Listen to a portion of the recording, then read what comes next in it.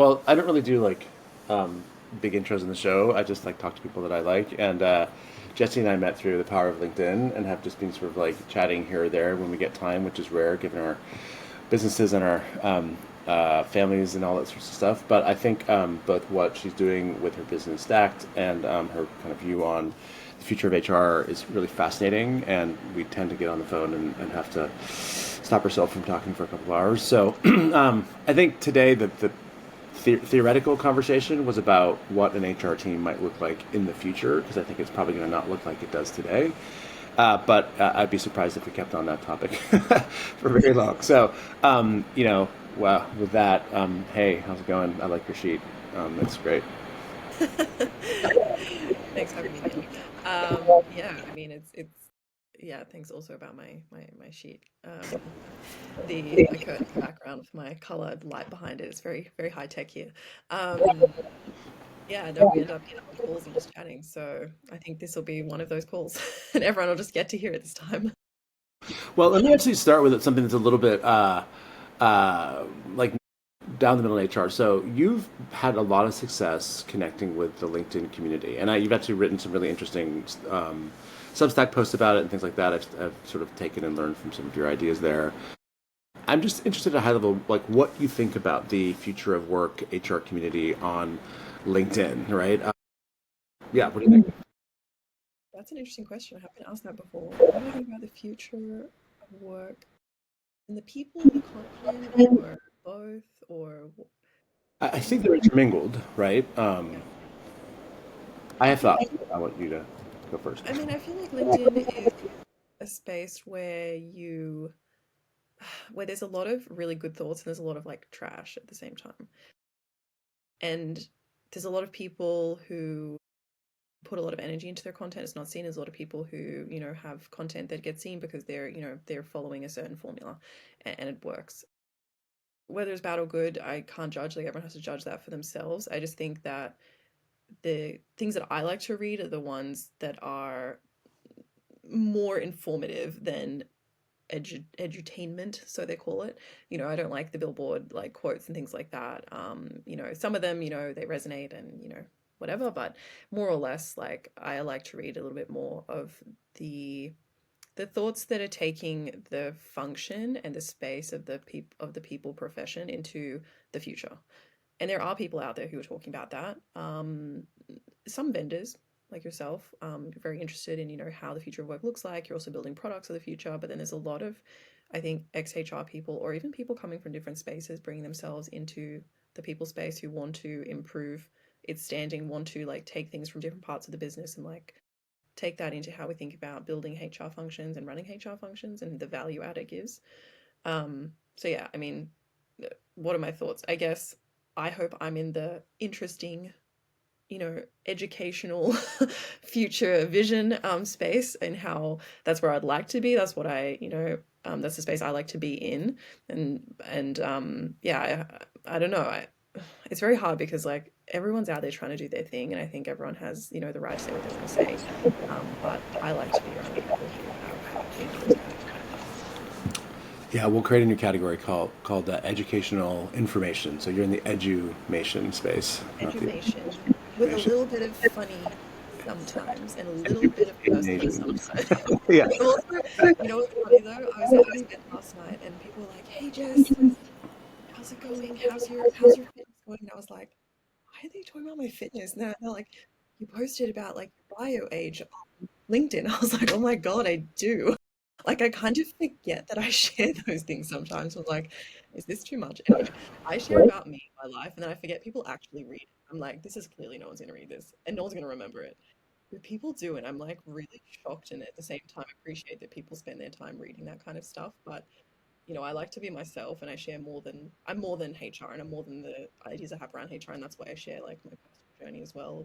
Founder, what I do for my fitness, how I keep myself sane. Um, but yeah, it is kind of funny. So education with information, but also just like Jesse's life.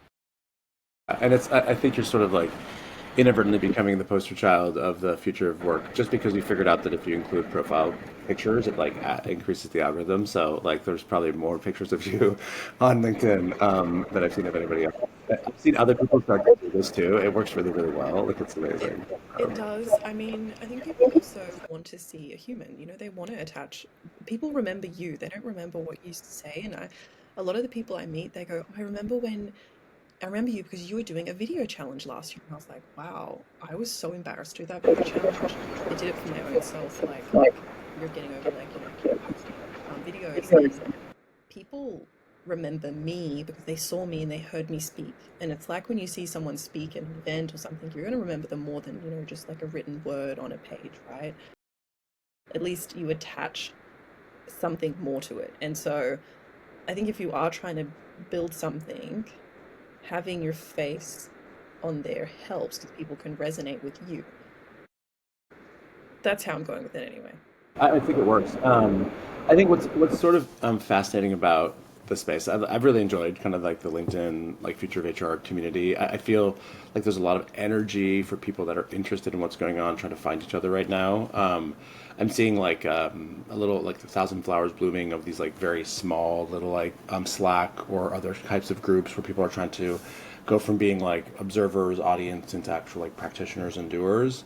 Um, but I think we're in this interesting moment where I think the kind of like people that are talking about what it could be, where it could go, how we're probably going to get there, some vendors, some people that are in the industry, et cetera.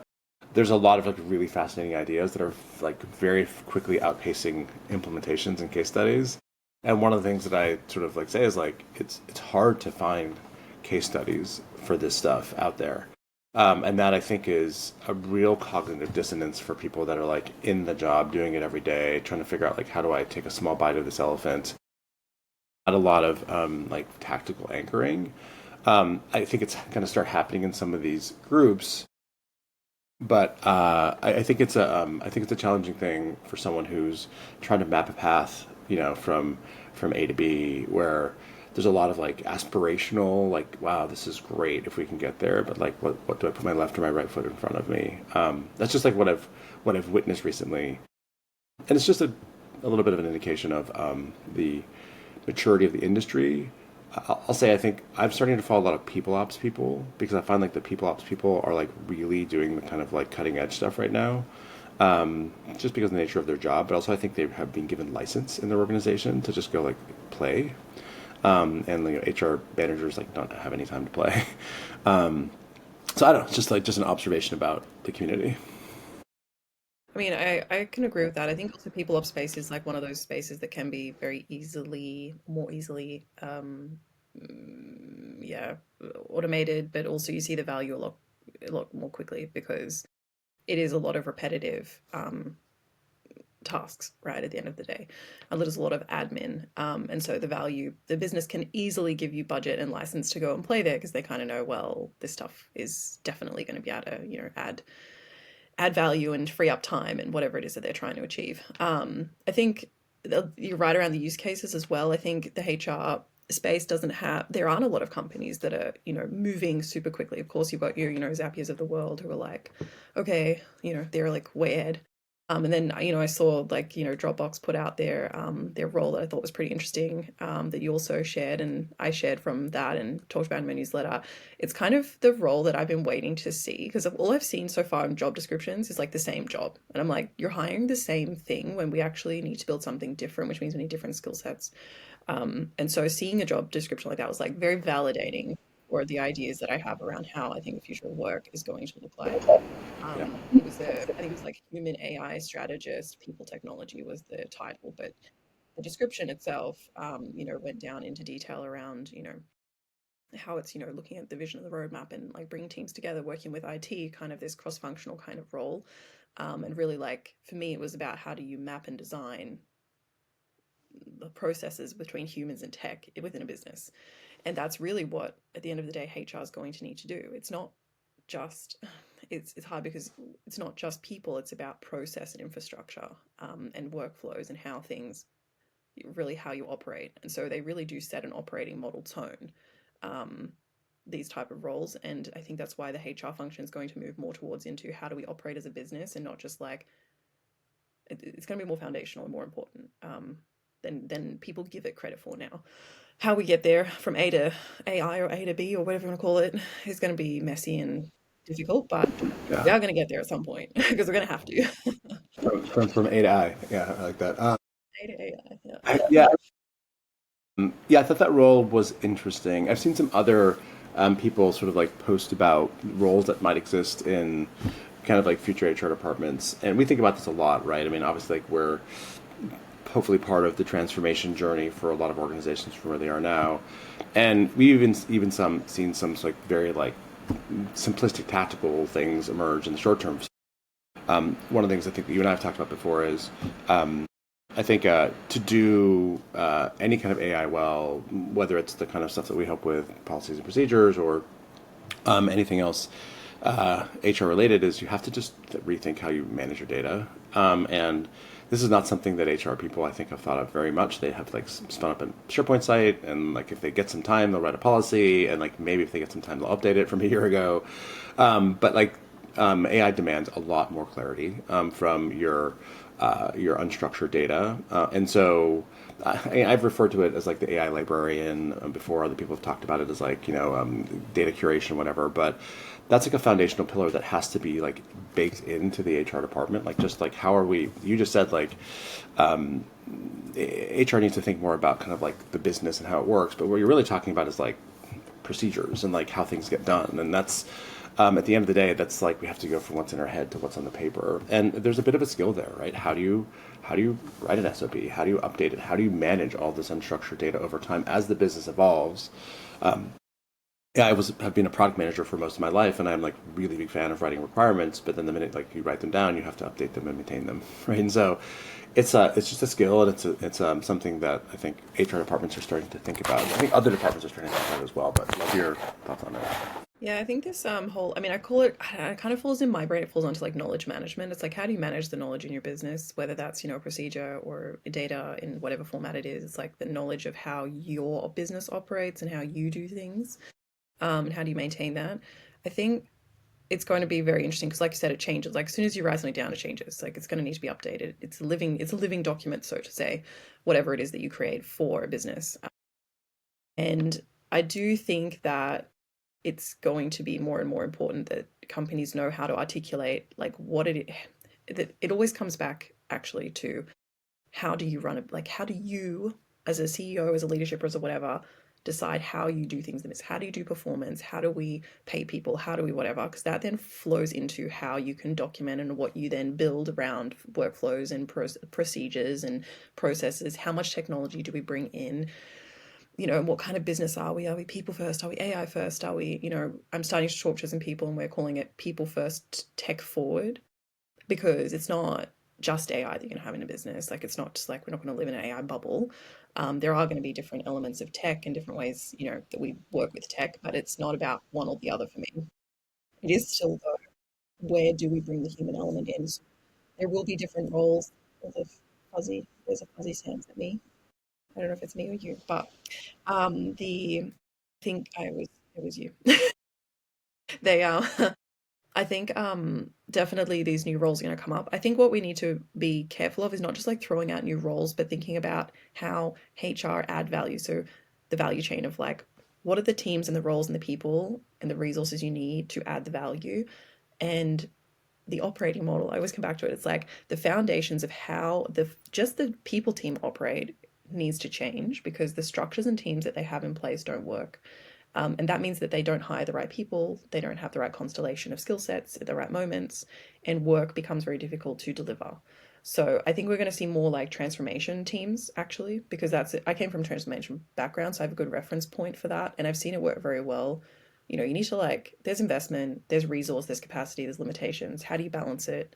Where do you funnel that into like change and new? You then have a transformation team that like rolls out the change, does it because that's their discipline, and then it rolls into business as usual that is then maintained, right? And then someone has to maintain and run that. And so I think we're going to have this, build, run, maintain kind of cycle happening, and this transformation kind of like delivery, whether it's through product methodologies or through whatever it might be. We're going to have that coming in stronger and stronger in HR teams and in the way that we operate. And then your SMEs are going to be brought in when needed. So you don't need to have like a team full of like experts because a lot of the expertise AI is going to have built into it. And when you do need experts, you're going to bring them in, right? And then you're going to take them out when, so there's going to be a lot more interim people, I think, coming in.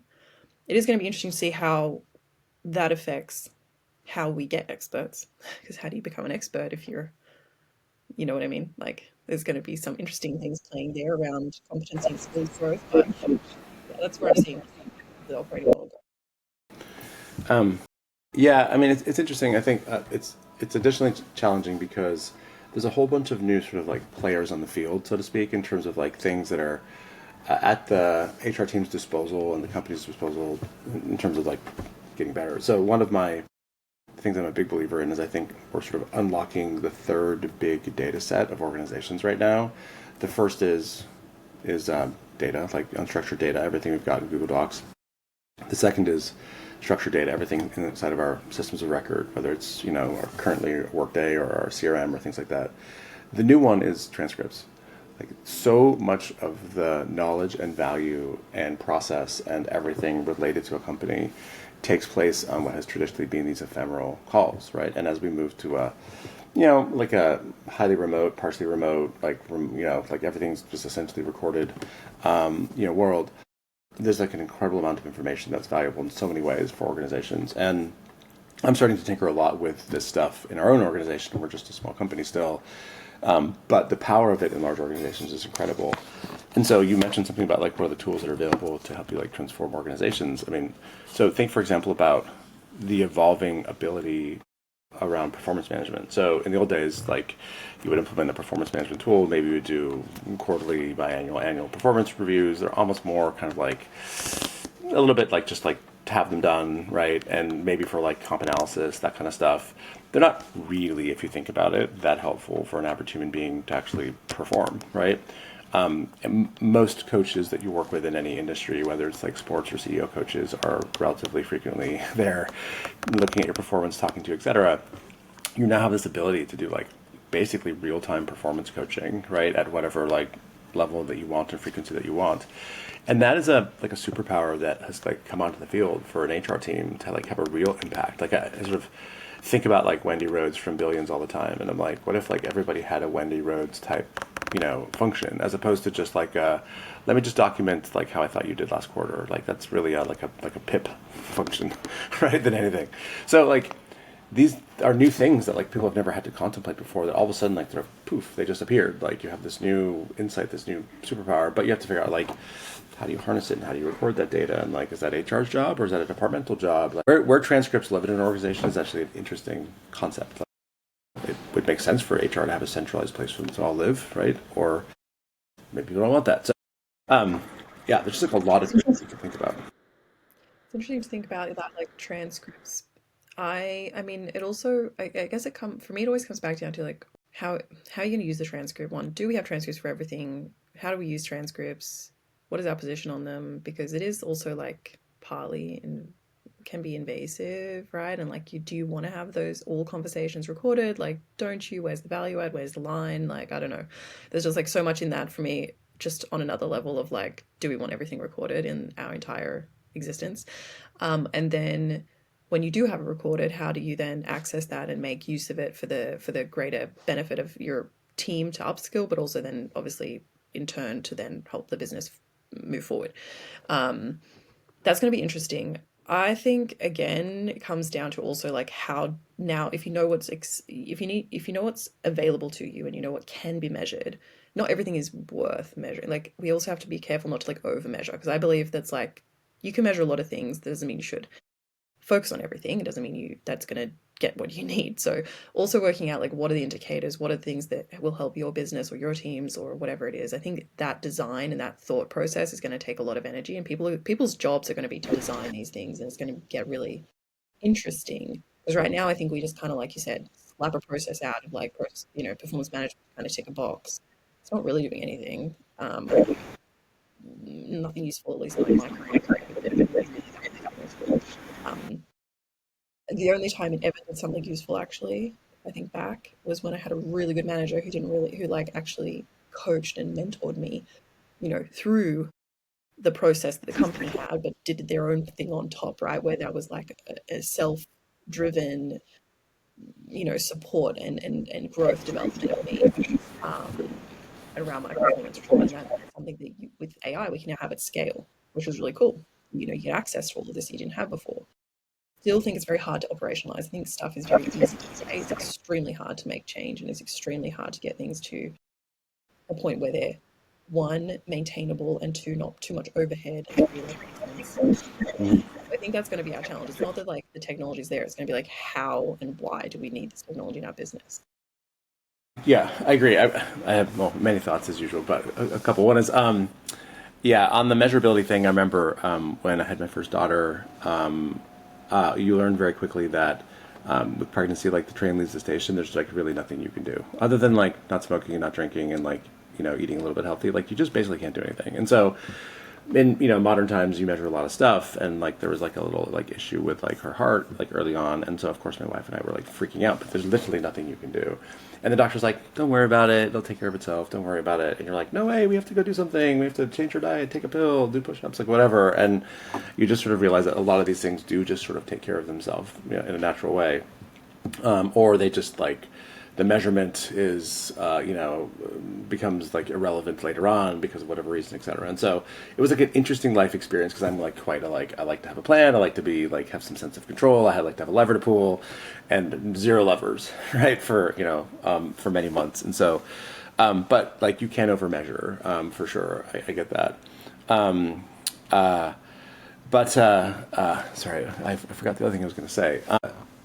So then how do you think, oh, sorry, in terms of like transformation, I think also a little bit of what's happening is that we're exchanging a bunch of bad habits for a bunch of new bad habits. For example, many organizations, not just HR, run on like, tribal workflow, right? There's a spreadsheet somewhere and like someone updates it and they know how to do it and et cetera. And I feel like we're sort of exchanging a lot of that for vibe coded tools now. So I spend a lot of time like helping people like, learn how to like vibe code, and I work with like marketers and non-technical people on how to do that. And I'm seeing like a lot of really amazing things get built, but now we have this sort of like accumulation of like little vibe coded tools that are lying around everywhere that are sort of built into processes that are sort of automated. And like workflows and automation at the end of the day as an engineer, they're really just code at the end of the day, and like code needs to be maintained. And so I think we're going to go through a little bit of like this sort of depressing moment where we get excited by all the opportunity, and then we realize like we've just like repainted the same problem in a different color. And so this all kind of like leads to a kind of a question that I want to have for you, which is we've talked about this conversation about HR debt before, right?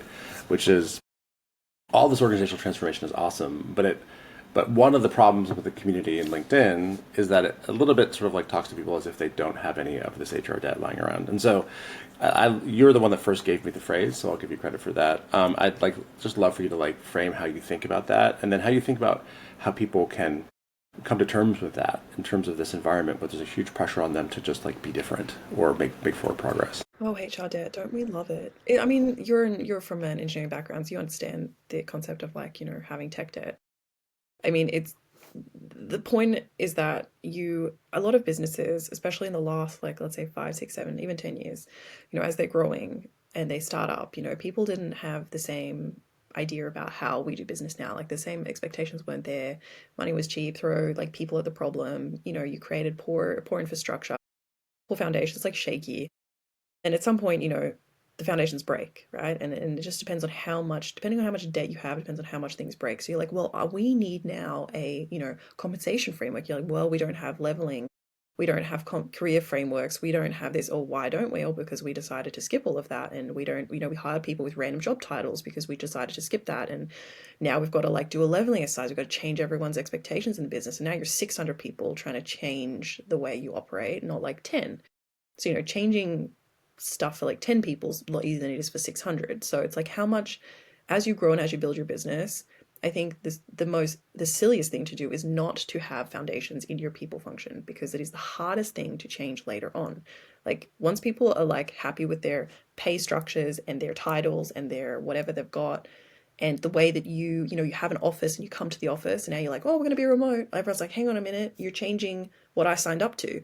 So if you don't have a clear idea of what your business is and how you operate, and I always go back to like, how do you operate? It comes from like, you need a central vision of your business, not just your product, but as your business and the ecosystem you're building of people. Because at the end of the day, your business is only a cluster of people delivering value for another cluster of people that you're selling to. So like, if you don't have the value add for the people in, and you're not buying that in, and you got to sell the package. So you need to know a little bit about that package, so that as you build up, you're building more and more on the package that you want to have into the future. Of course, it can be, you can change, it can fluctuate a little bit, but don't like bring people into like we're 100%, remote company, and then try and bring everyone back to the office in like a year. You're going to hire the wrong type of person. You're going to piss people off. Have culture, work out how to embed that into behaviors, like set standards, hold people to it, have the infrastructure of culture creation and people's happiness at work come from having clear expectations, because humans need boundaries. I totally believe that humans operate better with boundaries and structure. They also operate much better with low ambiguity, because ambiguity breeds fear. And when you have fear, people don't operate at their best. Like, it just is what it is. So for me, like HR debt all comes from companies just forgetting about the whole idea of like HR's function is actually useful in a business, and not thinking about how to build the vision of their business and not just the product. So they throw shit at it. You've got poor foundations. It breaks, and then at some point you're going to feel it. And depending on how much level of poor infrastructure you have, or how much level of HR debt that you have, it'll hurt more or less, right? And you're going to choose at some point you're going to invest in it to fix it, and it just depends on what point you're willing to put that money into it. A lot of the times, there's a reason why HR teams are completely oversubscribed, because they have poor process. They're using a manual spreadsheet to do this. That's what they whacked in together at like 10 people, and it never got invested into because they ran too fast. There was more and more and more pushed onto them. And I guess if you haven't built infrastructure before, and a lot of people, get hired into roles and they're not as mature, and they hire more junior people, which is totally fine. But if you haven't experienced building infrastructure and having smooth process, how would you even know what you're supposed to think about now to build what you're going to in the future? So it's not anyone's, I don't think it's necessarily the fault of people necessarily. I think it's also like a combination of lots of things. But yeah, everyone talks about like, we're just going to do this project. I'm like, guys, no, we're not just going to do that project. You need all of this stuff done. And I've been in that role. I get hired. People hire Jessie because they want things fixed. Like, hi, Jessie, we got all this HR debt, basically, is what they tell me. And it's like, we need all this stuff done. And you're like, well, good luck getting any of that, because we haven't done anything with all the problems first. Like, you can't build on nothing. And it's really not fun. People don't want to hear it. But I'm like, this is the situation you got yourself into. So I do think that all the teams are trying to face that, and we need to accept that as a business, that if you're in that situation, it's going to take time, it's going to be painful, it's going to be messy. Just work through it. Tick some things off, like invest in it, spend the time, slow down, explain it. I think setting expectations isn't as hard as people think it is, and communicating does a lot. It goes a long way. So anyway, that's my 2 cents. I could ramble on about this forever, because foundations are like It's interesting. I mean, I've come into many organizations that have accumulated HR debts, right, tech debt over time, and there's sort of like you have a kind of a three forked path, right? One is to just assume that you're not going to make any changes and just sort of like work at a limited capacity, right? And I think for some organizations and at some periods of time, that's actually like a fine answer, right? Like, yep, we know we're doing it the hard way, and like, let's keep doing it the hard way. The second is you've got to build a plan. Some engineering teams like literally have intentional tech debt reduction in each of their sprints. It manifests in different ways, but like, you're fixing things as you go. And then sometimes like you hear about the proverbial rewrite in engineering, right? Like, hey, this was great for a couple of years and off you go. What's interesting now is with AI technology, the latter is much more viable as an option. And you also, the middle becomes much more viable too, because like it's helping do a lot of the work. I think the question is like, do we think that AI technology is going to help in the same way with HR debt that it could help with technical debt, right? Like obviously, like with with Cursor and engineering technologies, you're rewriting a code base. You're not rewriting like humans, right? And I think humans are all large aircraft carriers trying to make turns in the ocean, right? Like very, very rarely are they small, speedy speedboats, and that's just the nature of the beast. It's fine. So like how do you rationalize those two things where you've got parts of the organization now that are going to almost like by design do things that feel like historically were bad ideas, right? Like, so, like, let's just write code and like not really care where we're going to go, and like let's not plan the product out that far, so you've got a whole transformation going on in engineering. I'm sure people will write in and tell me like I'm crazy for saying that, but like in general that's like what I see happening. But then you have like HR that just sort of like can't operate that way because it's not working with the same building blocks, necessarily. Like, how did those two things rationalize for an HR leader who's trying to design a business structure, right, where you have like a fleet, and you've been like, they're on an aircraft carrier, but they've got some, destroyers and some speedboats as well, and they're trying to like, go forward, right?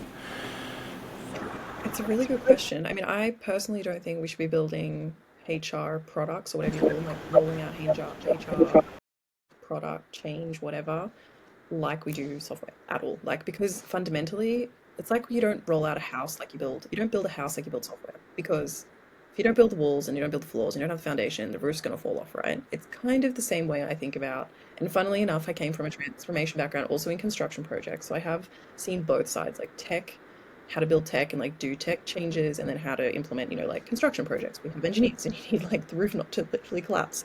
I think there's a lot of similarities between, you do need to have a little bit more of a plan when it comes to people, and I don't think it helps some of this movement towards people experiences or product, whatever it is, this product mindset of like we're just going to do and iterate and then change. I think actually hurts organizations because change is extremely hard for people. As much as we want to say we're all like, even people who, I'm super open to change. Have you seen me try to change my diet? Like, I know what I should be doing. I'm a personal trainer. I'm also a trained personal trainer. I'm a yoga teacher. I've done nutrition courses. I know what I should be doing. Do I do it? It is extremely hard to change ingrained behaviors and patterns, despite knowing better and despite, wanting to change, being open to change, changing your way to work. Do you ride your bike or do you take a bus? Like, do you drive a car? Like, behaviors are hard to change. People are hard to change. We know this. Yet we pretend like it doesn't exist in business, and we're like, well, we're just going to iterate and put this thing out, and then you're going to try it and you're going to tell us it's bad and give us feedback, and then we're going to iterate again, and next cycle we're going to have a different process for you, and then the next cycle we're going to have a different one, till we finally get to a point where we think it's good enough we don't have to iterate at all or as often, or like, when do you stop? And it's, for me, I don't like that component of the thinking, because I think that's not fitting with how humans actually operate. So you can have too much change, and there's a lot of studies on like, change fatigue and having too much going on in a business. And I think that's one thing that HR teams tend to they tend to fall into that trap. God, my English, is it like German coming through? And the sentence construction just totally got messed up then. You know what I'm trying to say. They fall into this trap where they think they need to get everything done because there's pressure, right? And instead of, what I think we should be doing is being transparent about capacity planning. If you know how to do capacity planning, you know how to do prioritization, and you know where the business is going, and you know where your people's energy is going in your team, you can find priorities and you can say like, look, top 3 priorities, stack ranked, here's what we're doing.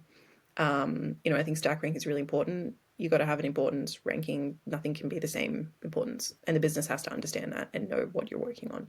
You can very quickly be like, these are the core things we're doing. The reason we're not doing everything else is because, just like you don't have the capacity to run out all your features all at once, neither does our team. And if you can set expectations and push back up and explain the story and the value add of what you are actually prioritizing and why and how that feeds into the business, then that's okay and usually accepted. And I've seen that work very well if you do that, which means you don't then overwhelm your teams to deliver 400 projects at once, which means you're not like burning out your team, and you're not overwhelming, change in the business. It doesn't make sense to do an engagement survey rollout while doing a performance change, while doing a performance system change, while doing a HRIS and an ATS, and you're doing your hiring manager trainings, and. Because they're already overworked, because they're usually doing IC work, and they're managing them. And every different team bringing a new change project into their lap. So, of course, you get managers ignoring everything HR does. So if we understand humans and understand how they work, and acknowledge that in business, we would actually say, okay, we're not going to move as fast, we're going to move slower and more intentionally, and it's actually going to be better for us if we do it that way, and focus on the things that like move the needle more. Like, again, it's like prioritization. It's, if I had jumped into the middle of this conversation and not heard the preamble, I would think you were describing a product manager role, right? I mean, being a product manager, that's, if you take the word employee and you replace it with customer, like everything you just said is how we think about building products for customers. There's a million things we could build. They can't consume change that fast either. They want clarity about like what the product does for them. They want how it fits into their life. They don't want it to all of a sudden fit into 17 parts of their life if they bought it for one part of their life. All these like very similar things. And back to our conversation about like what does an HR org chart look like in the future, I've heard a conversation around product managers, the concept of product managers in HR pop up a few times, which I think is really fascinating. Love to hear if you'd like what you think about that. But one thing I'll kind of like tack onto that is I've been sort of like fascinated recently by this realization that AI sort of reverses our workflows. And a simple example in engineering is in the old days, like we would chat about a feature, I'd write some requirements, I'd talk to my designer, he'd do pixel perfect mocks, then we might write some code, and then we like start staring at the thing. Now, like I have a rough conversation with my CTO, and I go into Figma or Lovable, whatever, and I just vibe code an example of the final app that you can use. And so you start with the final thing, and you then go, let me play with it, and then you realize a whole bunch of requirements and a whole bunch of things and a whole bunch of ideas that you didn't like, and you start with that thing. Designing the whole thing and working backwards is one of the big inversions that's happening in AI. And so you mentioned the house analogy, right? I was actually trying to explain this, or I was explaining this to my wife. She's very smart, and I was saying like, let's think about this, right? Like if you were going to buy a house and you built 5 houses and you could walk through them and experience them, and then decide the one you actually wanted to keep, that just went poof. Like you would have a very different idea of the house you wanted to design and buy and build. And so, like, how does this work when you're building products for employees internally and employee processes and employee product management? How do you go to the end? How do you have AI help you show the end and then work backwards to the beginning? And this is an unformed thought on my side because I think it is something that's happening culturally inside of organizations and with AI. I don't really know how it manifests that well in HR yet, but it seems inevitable in every department. For example, our head of marketing recorded one of our strategy sessions and then just like unbeknownst to me just like made a whole bunch of blog posts and just showed me a bunch of blog posts and was like, which of these do you like? These are ideas that came out of it. And so I actually saw the final blog post first before we'd even talked about some of the grains of the ideas. And it was like a fascinating backwards way of thinking about content production. So more of the like start at the end and go backwards, but sorry, lots of thoughts there. I mean, I really like that concept because what it does is it takes all the energy and effort in human in day-to-day work life and puts the energy not into like creating the base basically, and it forces you into taking a base and making it and going the next step, right? So sometimes, like right now, like you said, you do something, you get to like you talk to people, you write a policy document, and then you're like, okay, here's the policy. What are we going to do? It takes a long time to get to that point. Now it takes like 2 seconds to get to that point, especially if you have a transcript from a meeting and you can like upload and be like, give us that output. Now you're going to take your time, not in like getting to like A or like 0 to 1. You're going to go from like 1 to 100 or 1 to 50 is where you're putting your energy to like get the I'm going to say the refinement or the added value on top.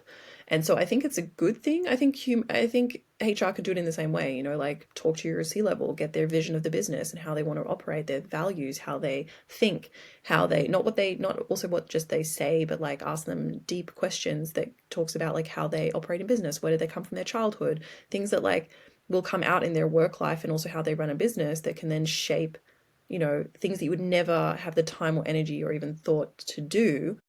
AI now allows you to get that first draft really, really good. I call it like the no blank page, right? Like you're starting from like a fully formed page, which is great.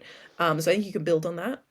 It's very interesting that, we can do that now. I use it all the time. I use AI every day.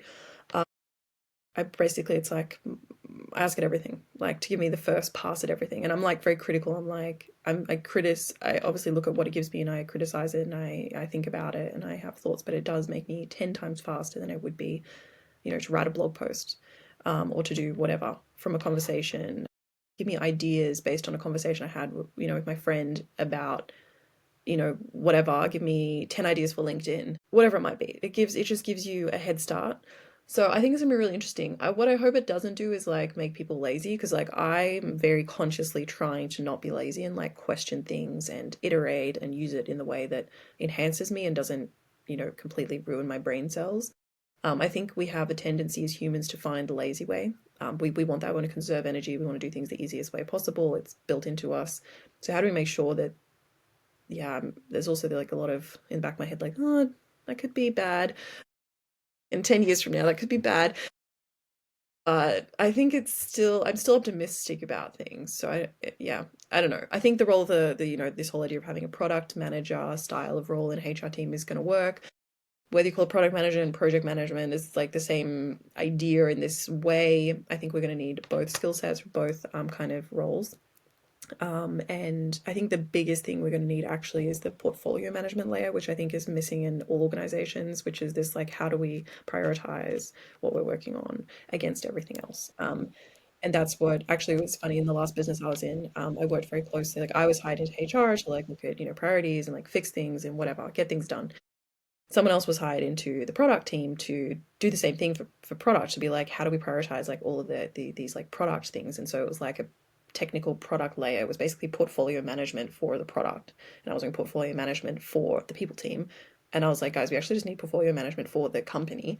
So we were like aligning, like, how do we prioritize and how do we have the same terminology and what are the important things for the business and how do we make sure they all align and make transparency and decision making and this whole like mechanism of where do you invest time and money as a business is the biggest question a company has to answer, because what is everyone spending their minutes doing is what you want to know, and that has to be really on point. And so if you can get that layer going and that kind of like structures, I think that's where you get at 10x the value of just like having the execution layer.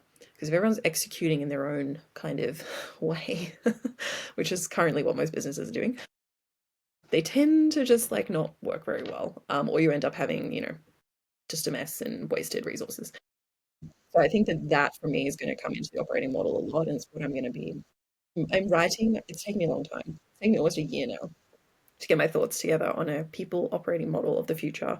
But also not just because it's taking me a long time to write it, but because the world changes so quickly that as things like progress, I want to make sure that it's like as future proofed as it can be, that it's still relevant in a couple of years from now, which is very hard to like future proof these days. But Yeah. I'm going to be sharing that, because I think a lot of these things are never going to go away, even if we have AI. Well, I want to see that, and I'm cognizant of our time, so I'll drive us towards a wrap up here. But I've been working on sort of something not a similar document, but like a similar like little soundbite, which is, when I go and talk to AI first CEOs, and sort of like they say like, well, what does an HR department look like, right? That's AI first, or for an AI first company coming to have a very concise answer to that, right? And I'm not totally there yet, right? I mean, we're like, I think a lot of us from a vendor perspective are like tackling like very obvious tactical problems that AI can help with.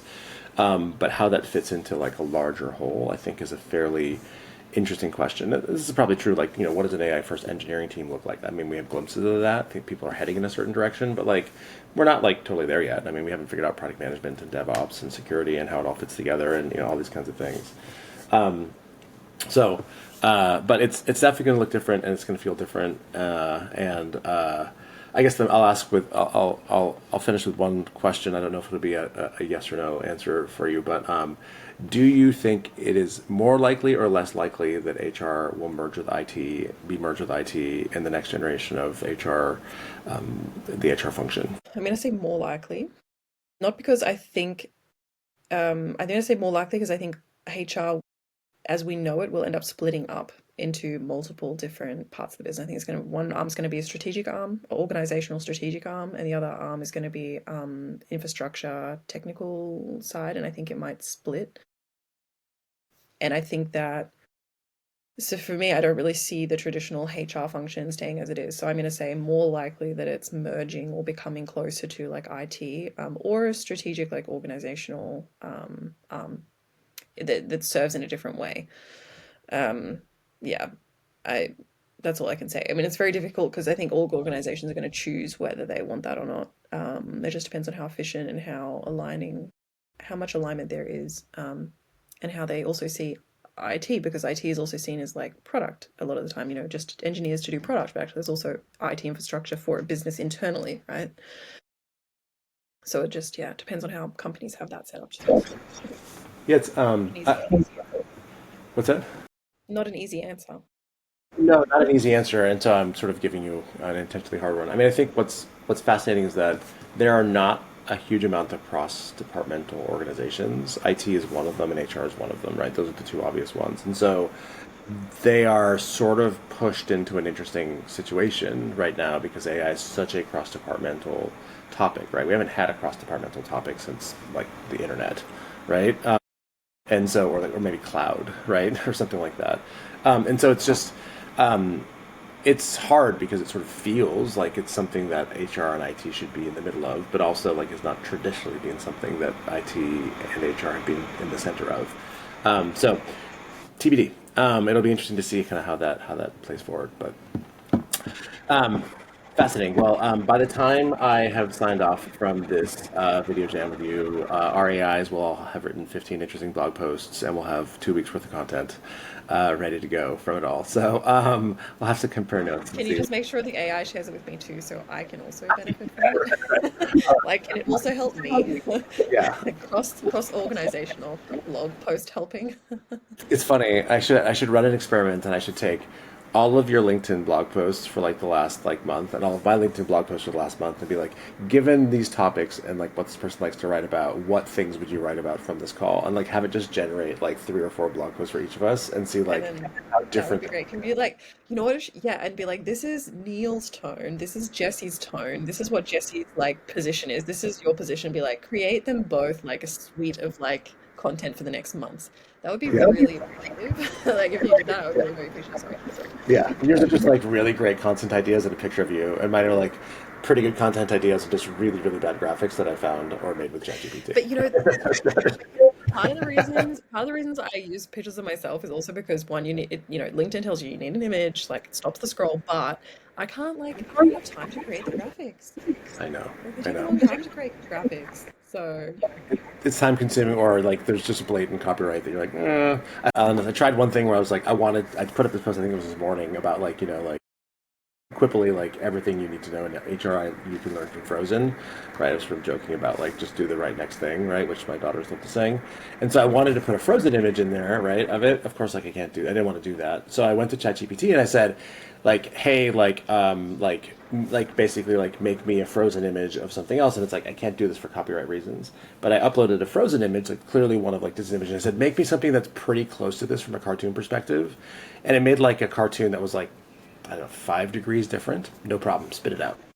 And I'm like, where's the line here though? Like, if I was an artist and I did I was a fan fiction drawing person, and I drew that picture myself, it would be my IP, wouldn't it? Like, so is that because AI made it? Is that not mine? So, anyways, I fascinating topics, but I'm just like, it's too hard. Sometimes life is getting so complicated now. You're just like, can we just go back to easier times? I don't know. I know, I Ay, know. ay, ay, ay, ay. Yeah, there's all these Instagram memes right now of people like reminiscing about like the 90s and like the 80s and 90s about like what you did in the afternoons as like a teenager in the 80s and 90s. Like, Honestly, 90s was the best. Like riding your bike out in the street, but like no one cared that you were out in the street at like 9 o'clock climbing trees, and that was the best. Now I'm like, I can't imagine ever letting my son do that. Like, so like I don't know. It's just like, and it was just so much fun. The music was great. Like, just have to say, 90s was the best. But I'm a 90s born, so yeah, this is why like Stranger Things is like so popular because people just reminiscing about like freedom as a kid. Like that said, my mother put me on a bus when I was 12 from Carmel to LA, including like a change to San Diego, including a change to the Port Authority in LA, and like didn't think look twice how about it. Right? well-rounded of an individual you are. You turned out all right. You Put your children in survived. life situations; it'll build their character. I think the world's just become a different place these days. I don't know, like it was much more simple, like I said. I don't know. That's where I want to go back to. But this has been a great discussion. It's been a good chat. I would really love to see some of that AI content. So we're gonna have to like, 100%. I am going to grab some of your posts and just say like, what would she say versus what would I say? So it's really funny. that would actually be really interesting. All right, awesome.